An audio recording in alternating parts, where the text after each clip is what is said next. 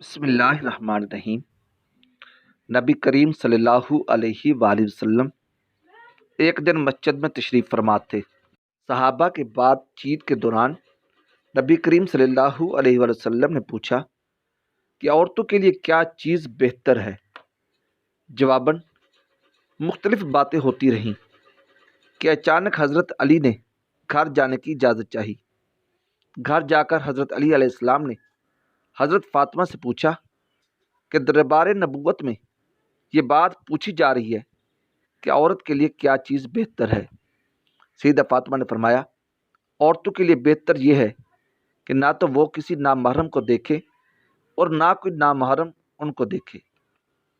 سیدنا علی علیہ السلام نے یہ بات نبی کریم صلی اللہ علیہ وآلہ وسلم کے دربار میں پہنچا دی۔ جب نبی کریم صلی اللہ علیہ وآلہ وسلم نے یہ بات سنی تو مسکرا کر فرمایا کہ فاطمہ میرے جگر کا ٹکڑا ہے۔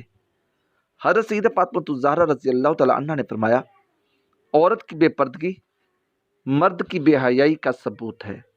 سیدہ فاطمہ الزہرا رضی اللہ تعالیٰ عنہ نے فرمایا، نماز تکبر کی گندگی کو دلوں سے دور کرنے کا بہترین وسیلہ ہے۔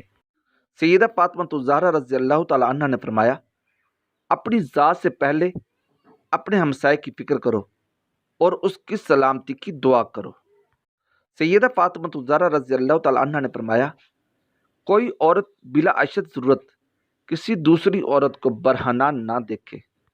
سیدہ فاطمہ الزہرا رضی اللہ تعالیٰ عنہ نے فرمایا، عورت اور مرد دونوں کی عزت اور شرافت اس میں ہے کہ وہ ایک دوسرے کے جسموں پر نظر نہیں ڈالیں۔ سیدہ فاطمہ الزہرا رضی اللہ تعالیٰ عنہ نے فرمایا، مشکلات و مصائب میں صبر اختیار کرنا اجر عظیم کا موجب ہے۔